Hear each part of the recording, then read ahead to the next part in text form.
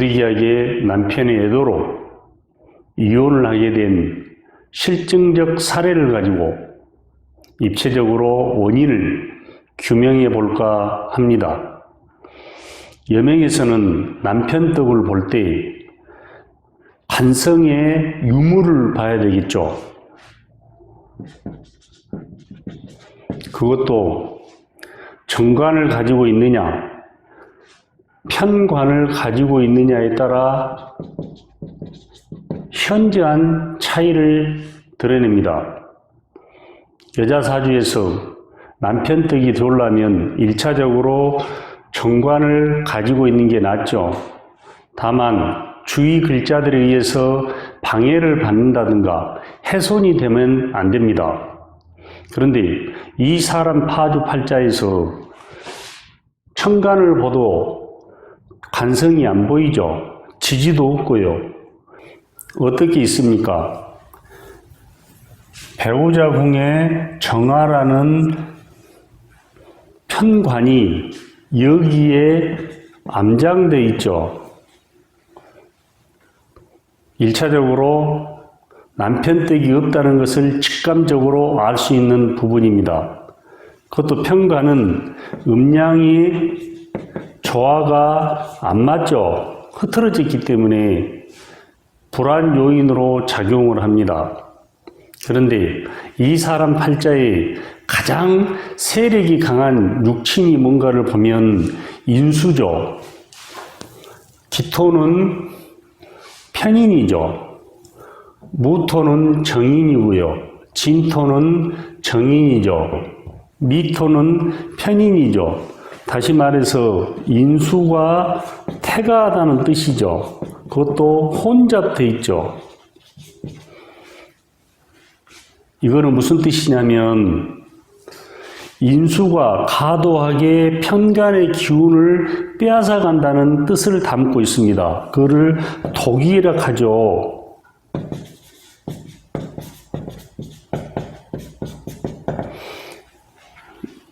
쉽게 얘기해서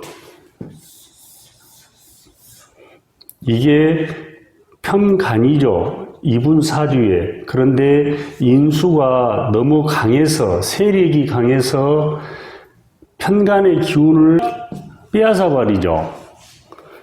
편간 입장에서는 내 기운이 빼앗기는 모양이 됩니다. 이런 까닭에 이분은 선천적으로 남편 덕이 없다. 남편의 도움을 받는다든가 혜택을 받는다든가 경제적 여유를 가지고 살아가는 데는 어려움이 따른다는 것을 알 수가 있습니다. 대체적으로 임상을 해보면 편관을 남편으로 맞이해서 사는 여성들을 보면 1번 경제적인 문제가 옵니다. 남편이 경제력이 없다든가 무능한 사람들이 많습니다. 일시적으로 능력이 있더라도 시간이 지나면서 경제적으로 힘들게 살아가는 사람들이 많다는 뜻입니다. 두 번째, 애정적인 측면에서 문제가 있습니다. 살갑게 사는 사람도 드물고요. 세 번째, 건강에 이상이 있는 사람도 많습니다. 그래서 편간을 남편으로 치용해서 쓰는 여성들은 대체적으로 이 중에 한 가지 정도 들어가게 됩니다.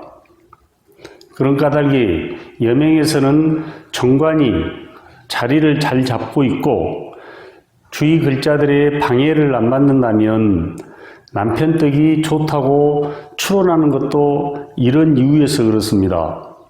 다만 인수로 소통을 시키고 식상으로 적절히 조절해주면서 일간의 세력이 강해야 남편하고 오손도손 살갑게 사는 거죠. 그 다음에 이 사람의 또 하나의 사주를 볼 때 문제점이 있습니다.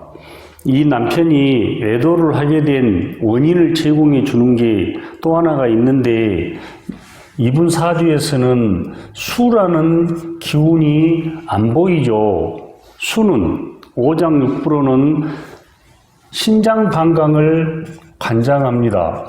다시 말해서 생식기를 관장하기 때문에 수기운이 약하다든가 또 수기운이 너무 많아도 문제를 일으키죠. 그런데 이 사람은 진토 안에 계수라는 글자가 수로의 역할을 하기 때문에 보는 순간 성적인 욕구가 약하고 신장 방광 기능이 저하되어 있다는 것을 알 수가 있습니다. 만약에 남편이 성적인 욕구가 강하다면 이분과 부부간의 스킨십이 자유롭지도 않고요. 성생활에 문제가 있다는 것을 알 수가 있죠. 그렇다면 올해 신축년에 이분이 어떠한 이유로 해서 이혼을 하게 됐는지를 파헤쳐 볼까 합니다.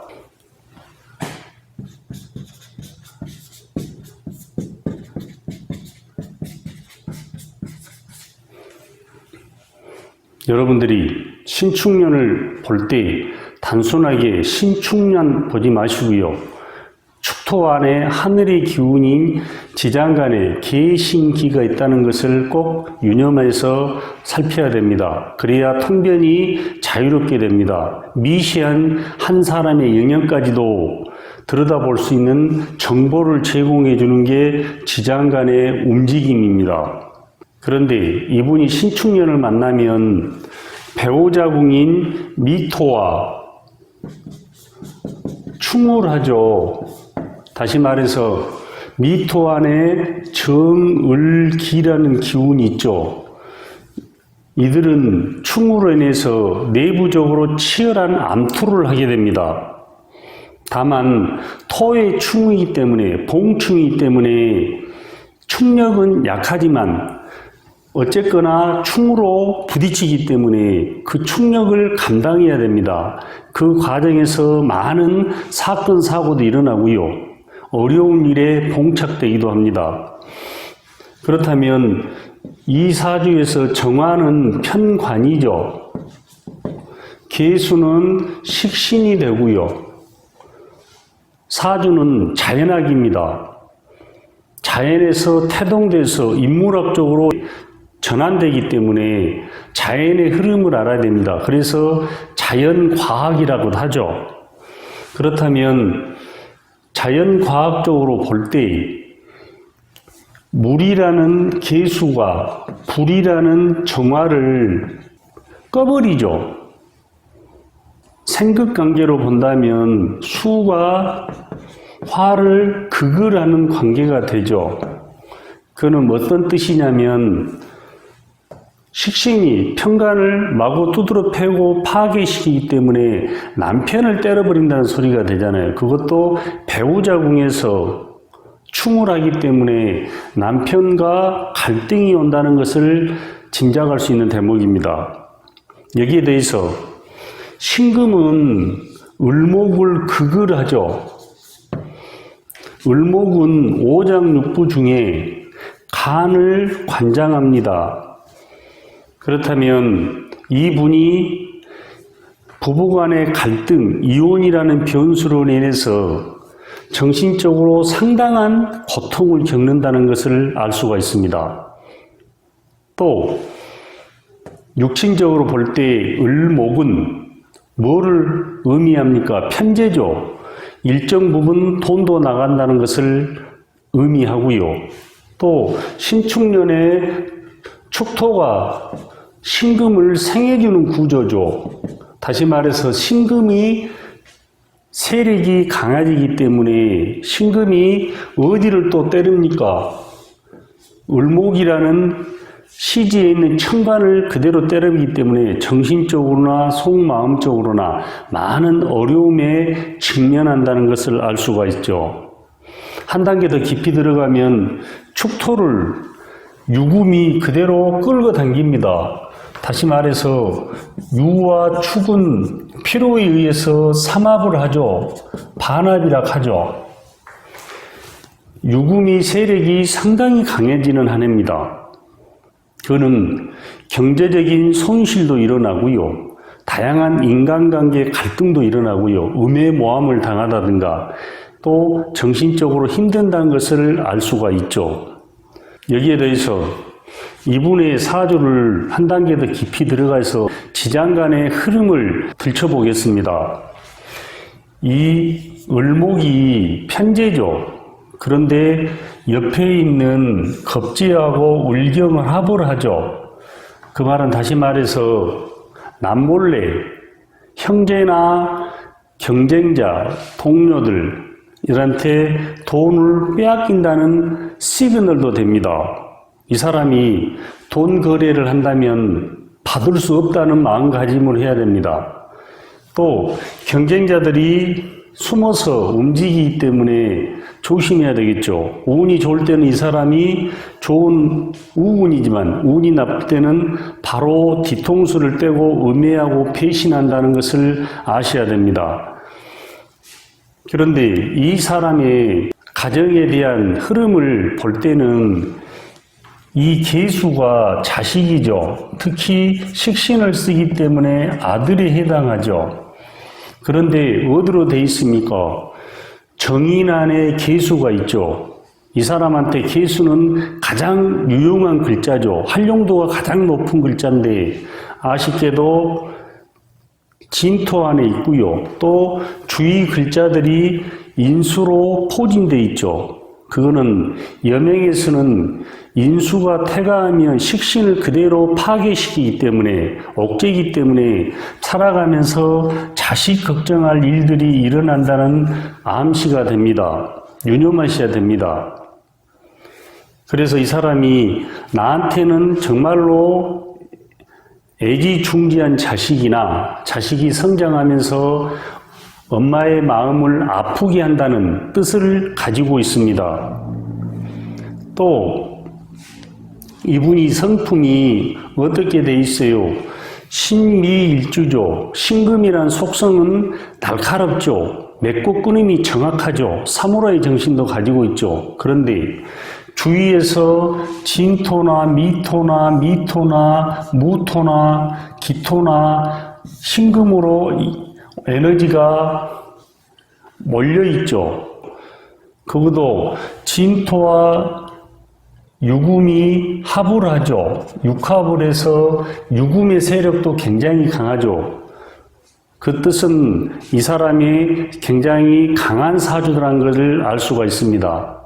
그렇기 때문에 남편이 애도를 했다면 이 사람의 성품상 바로 아웃시켜버리겠죠.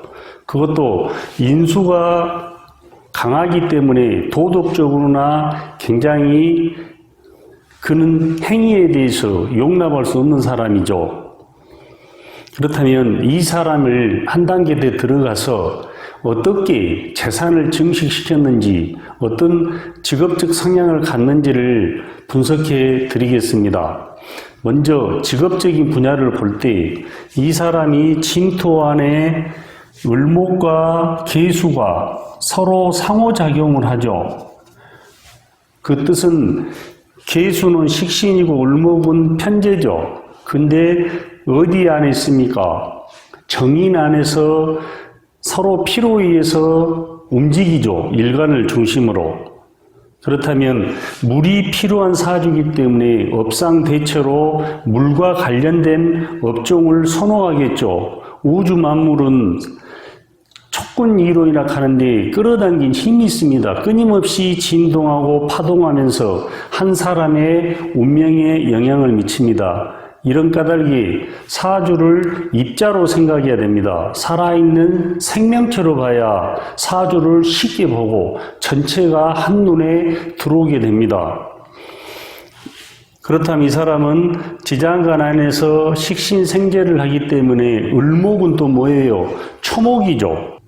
그러면 밥장사라는 것을 알 수 있죠. 원재료가 뭐예요? 산에서 나오는, 또 땅 안에서 늪지에서 공존하기 때문에 땅에서 나오는 식품을 가지고 가공해서 제조 생산해서 자기 사업을 한다는 것을 알 수가 있죠. 이 사람에 대한 재산 증식 수단을 한 단계 더 깊이 들어가서 분석해 보겠습니다. 이 사람이 진토 안에 뭐가 들어있어요? 을목과 계수가 있죠. 식신과 편재가 상호작용을 하죠. 서로 끌어당겼다가 피로 의해서 뭉치죠. 그 뜻은 뭐냐면 이 사람이 재산 증식 수단이 지장가는 한 사람의 내면의 마음을 정보를 제공해주는 유용한 무기가 됩니다. 속마음을 알 수 있도록 해주는 게 지장간의 움직임입니다. 이 사람이 땅과 연관됐다는 것을 알 수가 있죠. 그런데 자표에 의해서 일지는 또 어떻게 되어 있습니까? 미토 안에 을목이 들어있죠. 정화도 있고요. 또 시지는 어떻게 되어 있습니까? 을목과 미토와 정화와 을목이 상호작용을 하죠. 이거를 해독해 보면 이 사람이 땅으로, 부동산으로 재산을 일구고 싶은 잠재적 욕구가 매우 강하다는 것을 알 수가 있습니다.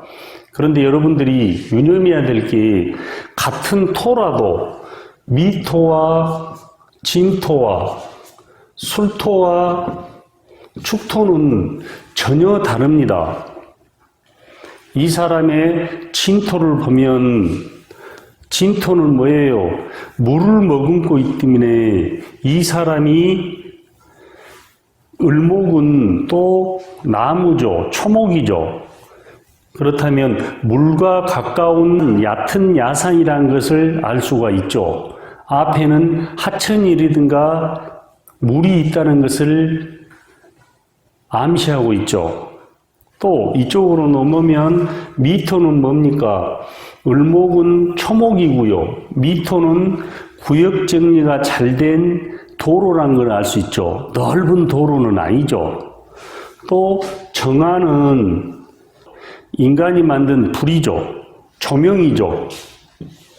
그렇다면 나무, 산과 구역 정리가 잘 된 땅, 주위에 조명 등이 있다는 것을 알 수 있죠.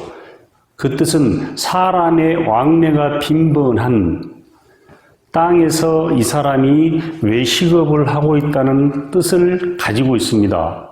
그런데 이 사람이 물이 필요한 사주이기 때문에 하천이 앞에 흐르다든가 옆에 저수지가 있다든가 연못이 있으면 더욱더 사주가 균형과 조화를 갖추기 때문에 더 좋겠죠. 또 실질적으로 그런 지역을 선호하게 됩니다. 끌어당기기 때문에 그는 쪽에서 자기의 삶을 살아가는 사람들이 많습니다.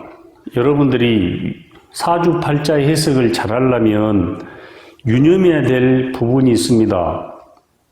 사주를 전체를 보는 습관을 길러야 됩니다. 그러기 위해서는 산수화로 생각하고 사주팔자를 분석하는 연습을 하셔야 됩니다. 12운성에 빠져서 또 12신살에 빠져서 각종 신살에 빠져서 그거를 사주 해석하는데 끼워 맞추려고 하면 절대 사주는 안 보입니다. 사주팔자 해석을 잘하려면 보는 순간 문제점을 진단하고 그 문제점을 먼저 파악하고 그 다음에 순서대로 이론에 접목시켜서 해석해 나가는 습관을 길리셔야 됩니다. 이런 까닭에 사주를 볼 때는 자연학 관점에서 보시고요. 또 기후학 관점, 농부학 관점에서 접근하는 게 사주팔자를 가장 정확하니 보고 빨리 보는 방법 중에 하나입니다. 그래서 오늘은 여기까지 하고요. 다음 시간에는 실증적인 사례가 있을 때 제가 입체적으로 분석해 드리도록 하겠습니다. 오늘 수고하셨습니다.